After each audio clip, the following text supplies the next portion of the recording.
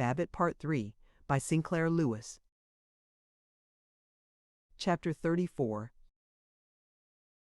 The Good Citizens League had spread through the country, but nowhere was it so effective and well esteemed as in cities of the type of Zenith, commercial cities of a few 100,000 inhabitants, most of which, though not all, lay inland, against a background of cornfields and mines and of small towns which depended upon them for mortgage loans, table manners, art, social philosophy, and millinery. To the League belonged most of the prosperous citizens of Zenith. They were not all of the kind who called themselves regular guys. Besides these hardy fellows, these salesmen of prosperity, there were the aristocrats, that is, the men who were richer or had been rich for more generations, the presidents of banks and of factories, the landowners, the corporation lawyers, the fashionable doctors, and the few young old men who worked not at all, but reluctantly remaining in Zenith, collected lustreware and first editions as though they were back in Paris. All of them agreed that the working classes must be kept in air.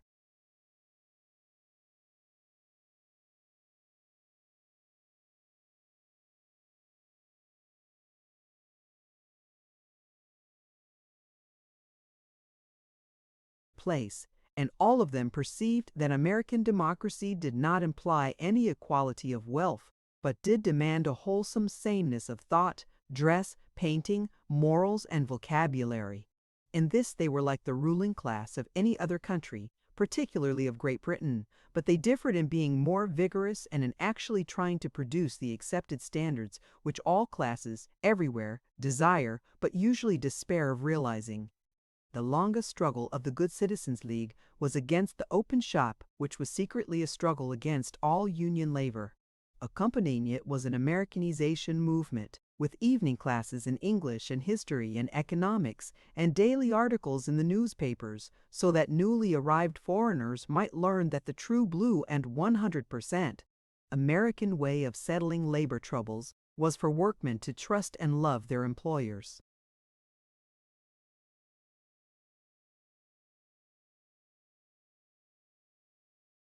The League was more than generous in approving other organizations which agreed with its aims. It helped the YMCA to raise a $200,000 fund for a new building. Babbitt, Virgil Gunch, Sidney Finkelstein, and even Charles McKelvey told the spectators at movie theaters how great an influence for manly Christianity the good old Yah had been in their own lives.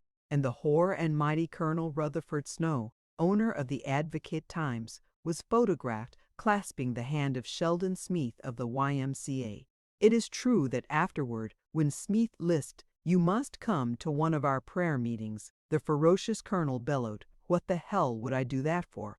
I've got a bar of my own," but this did not appear in the public prints. The League was of value to the American Legion at a time when certain of the lesser and looser newspapers were criticizing that organization of veterans of the Great War. One evening, a number of young men raided the Zenith Socialist headquarters, burned its records, beat the office staff, and agreeably dumped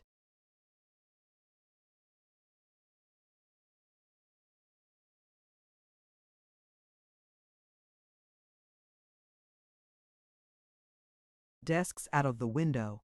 All of the newspapers save the Advocate-Times and the Evening Advocate attributed this valuable but perhaps hasty direct action to the American Legion.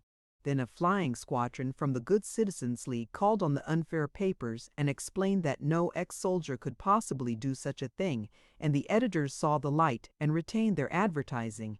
When Zenith's lone conscientious objector came home from prison and was righteously run out of town, the newspapers referred to the perpetrators as an unidentified mob.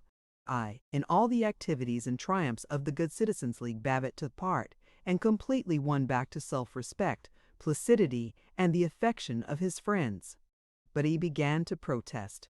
"Gosh, I've done my share in cleaning up the city. I want to tend to business. Think I'll just kind of slacken up on this GCL."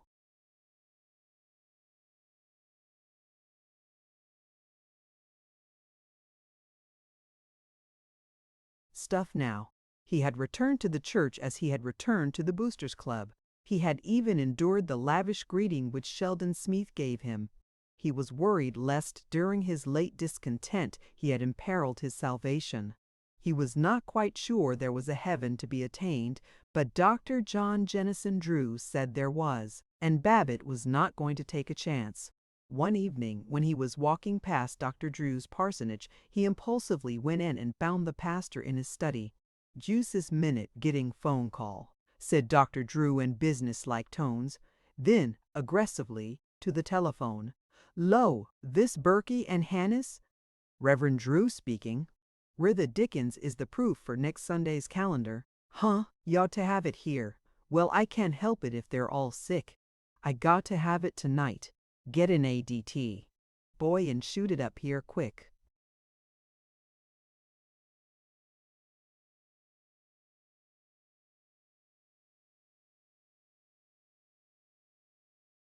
He turned without slackening his briskness. "Well, Brother Babbitt, what's an I do for you?" "I just wanted to tell you how it is, Dominie. Here a while ago, I guess I got kind of slack. Took a few drinks and so on. What I wanted to ask is, how is it if a fellow cuts that all out and comes back to his senses? Does it sort of, well, you might say, does it score against him in the long run?" The Reverend Dr. Drew was suddenly interested. "And, brother, the other things too? Women?" "No, practically, you might say. Practically not at all." "Don't hesitate to tell me, brother. That's what I'm here for. Been going on joy rides, squeezing girls in cars?" The Reverend eyes glistened. "No, no."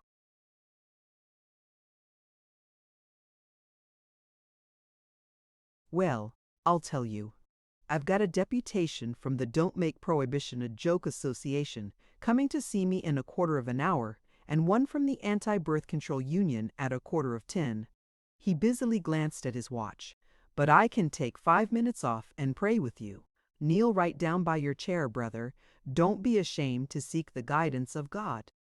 Babbitt's scalp itched and he longed to flee. But Dr. Drew had already flopped down beside his desk chair, and his voice had changed from rasping efficiency to an unctuous familiarity with sin and with the Almighty. Babbitt also knelt, while Drew gloated, "O Lord, thou seest our brother here, who has been led astray by manifold temptations. O Heavenly Father, make his heart to be pure as a little child's. Oh, let him know again the joy of a manly courage to abstain from evil." Sheldon Smith came frolicking into the study. At the sight of the two men, he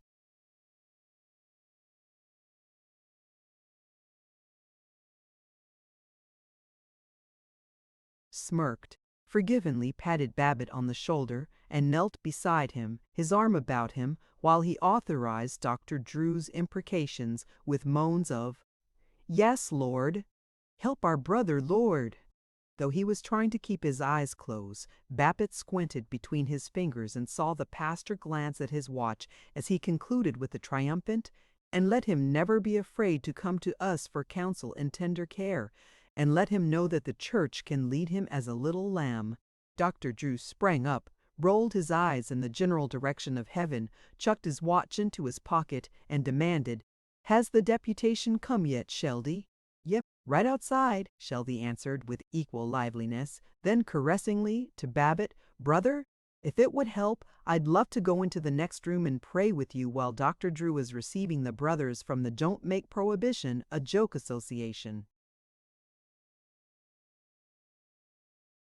"No, thanks, can't take the time," yelped Babbitt, rushing toward the door. Thereafter he was often seen at the Chatham Road Presbyterian Church, but it is recorded that he avoided shaking hands with the pastor at the door. 3. If his moral fiber had been so weakened by rebellion that he was not quite dependable in the more rigorous campaigns of the Good Citizens League, nor quite appreciative of the church, yet there was no doubt of the joy with which Babbitt returned to the pleasures of his home and of the athletic club, the Boosters, the Elks. Verona and Kenneth Escott were eventually and hesitatingly married. For the wedding, Babbitt was dressed as carefully as was Verona. He was crammed into the morning coat he wore to teas thrice a year, and with a certain relief, after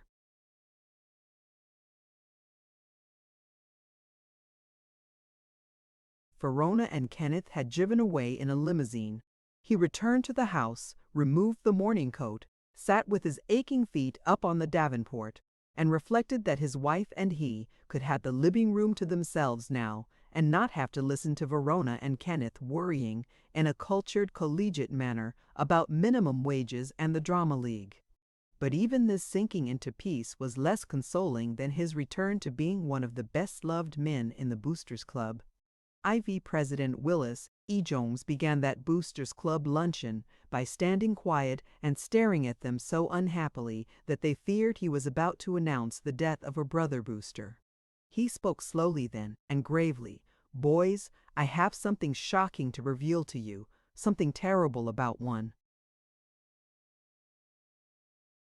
of our own members." Several boosters, including Babbitt, looked disconcerted. A knight of the grip, a trusted friend of mine, recently made a trip upstate, and in a certain town where a certain booster spent his boyhood, he found out something which can no longer be concealed. In fact, he discovered the inward nature of a man whom we have accepted as a real guy and as one of us. Gentlemen, I cannot trust my voice to say it, so I have written it down. He uncovered a large blackboard, and on it, in huge capitals, was the legend, "George Follansbee, Babbitt. Oh, you Follansbee!" The boosters cheered, they laughed, they wept, they threw rolls at Babbitt, they cried, "Speech, speech, oh you folly!"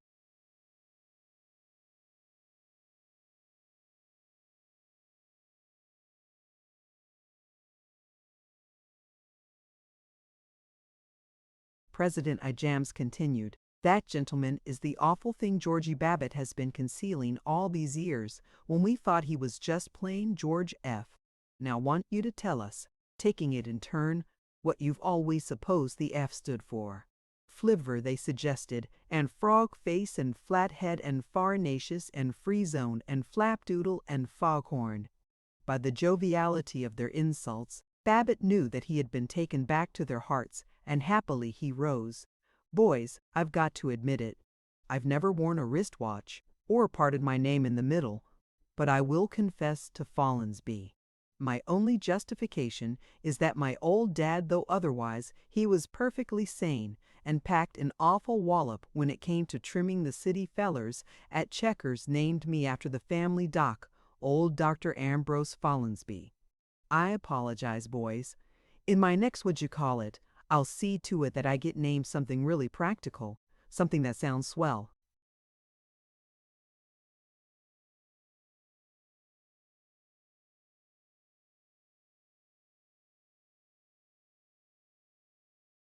And yet is good and virile something, in fact, like that grand old name so familiar to every household, that bold and almost overpowering name, Willis Jemjams Idjams. He knew by the cheer that he was secure again and popular. He knew that he would no more endanger his security and popularity by straying from the clan of good fellows. V. Henry Thompson dashed into the office clamoring, "George, big news! Jake Ofoot says the Traction Bunch are dissatisfied with the way Sanders, Torrey, and Wing handled their last deal, and they're willing to dicker with us." Babbitt was pleased in the realization that the last scar of his rebellion was healed, yet as he drove home he was annoyed by such background thoughts as,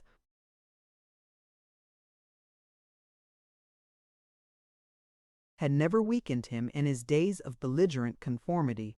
He discovered that he actually did not consider the Traction Group quite honest. Well, he'd carry out one more deal for them, but as soon as it was practicable, maybe as soon as old Henry Thompson died, he'd break away from all association from them. He was 48, in 12 years he'd be 60. He wanted to leave a clean business to his grandchildren. Of course there was a lot of money in negotiating for the Traction people, and a fellow had to look at things in a practical way, only he wriggled uncomfortably. He wanted to tell the Traction Group what he thought of them. Oh, he couldn't do it, not now. If he offended them the second time, they would crush him. But he was conscious that his mind of progress seemed confused. He wondered what he would do with his future. He was still young. Was he through with all adventuring? He felt that he had been trapped into the very net from which he had with such fury escaped, and, supremest jest of all, been made to rejoice in the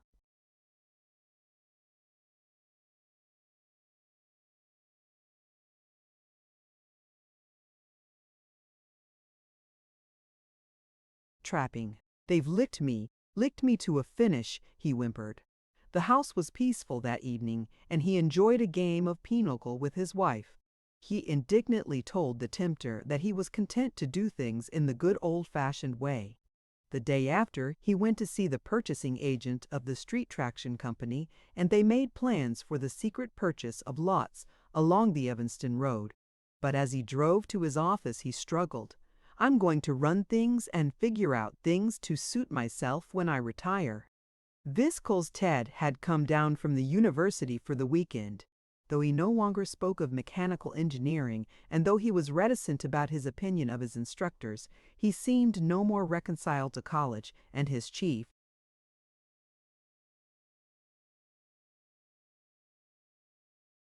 interest was his wireless telephone set.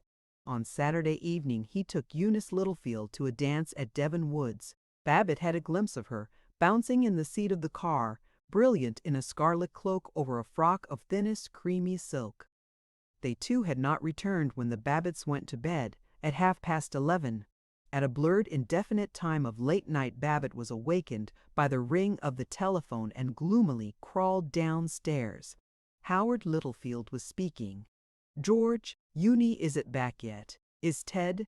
"No, at least his door is open. They ought to be home. Eunice said the dance would be over at midnight. What's the name of those people where they're going?" "Why, gosh, tell the truth, I don't know, Howard." "It's some classmate of Ted's."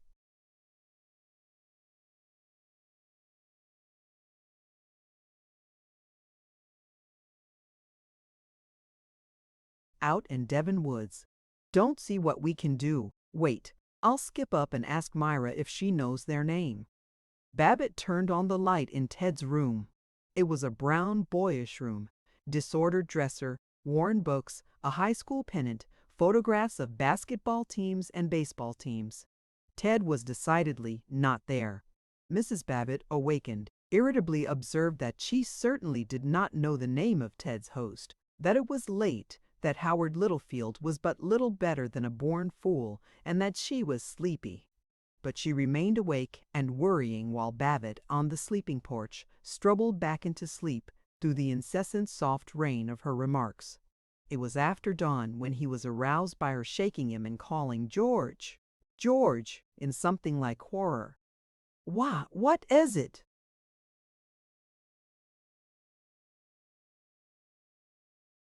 "Come here quick and see. Be quiet."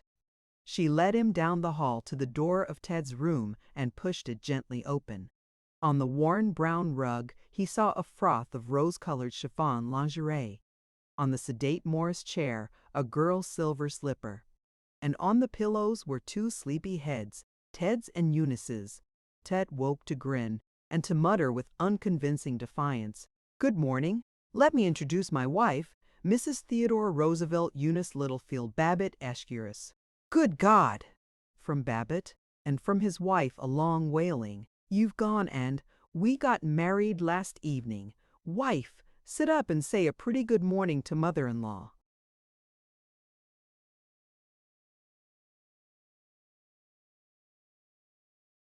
But Eunice hid her shoulders and her charming wild hair under the pillow.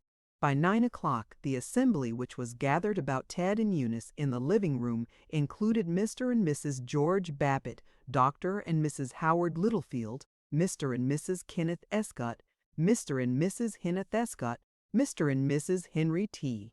Thompson, and Tinka Babbitt, who was the only pleased member of the Inquisition. A crackling shower of phrases filled the room. At their age, ought to be annulled, never heard of such a thing in. Fault of both of them and keep it out of the papers. Ought to be packed off to school. Do something about it at once, and what I say is damn good old-fashioned spanking. Worst of them all was Verona. Ted, some way must be found to make you understand how dreadfully serious this is, instead of standing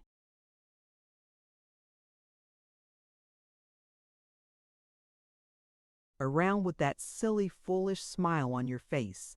He began to revolt. Gee Whittakers, Roan, you got married yourself, didn't you? That's entirely different. You bet it is. They didn't have to work on you and me with a chain and tackle to get us to hold hands. Now, young man, we'll have no more flippancy, old Henry Thompson ordered. You listen to me. You listen to grandfather, said Verona. Yes, listen to your grandfather, said Mrs. Babbitt. Ted, you listen to Mr. Thompson, said Howard Littlefield.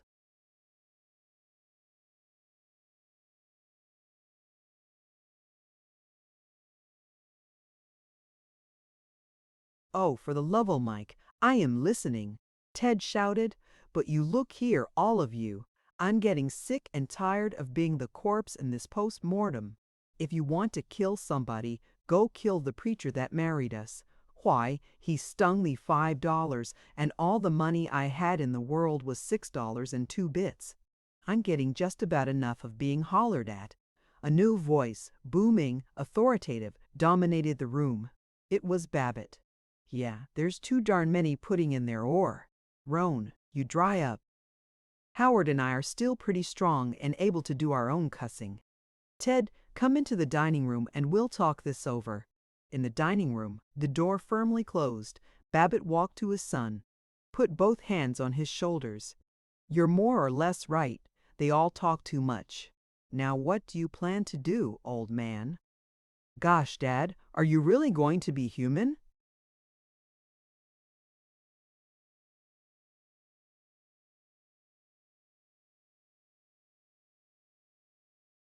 Well, I remember one time you called us the Babbitt men and said we ought to stick together. I want to. I don't pretend to think this isn't serious. The way the cards are stacked against a young fellow today, I can't say I approve of early marriages. But you couldn't have married a better girl than Eunice. And way I figure it, Littlefield is darn lucky to get a Babbitt for a son-in-law. But what do you plan to do? Course you could go right ahead with the you, and when you'd finished, Dad, I can't stand it anymore. Maybe it's all right for some fellows. Maybe I'll want to go back someday. But me, I want to get into mechanics. I think I'd get to be a good inventor. There's a fellow that would give me $20 a week in a factory right now. Well, Babbitt crossed the floor, slowly, ponderously, seeming a little old. I've always wanted you to have a college degree. He meditatively stamped a cross.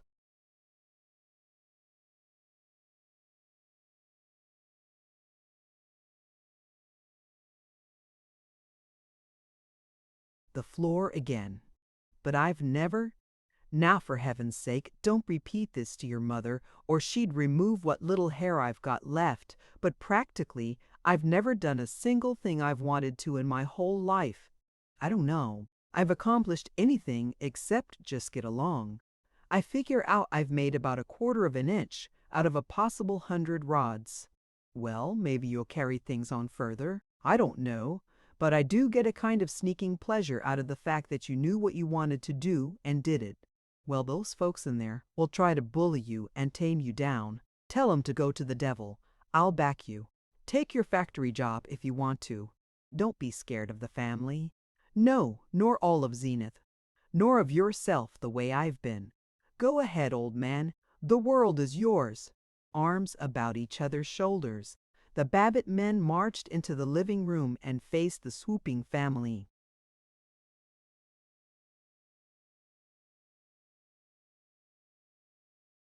The end.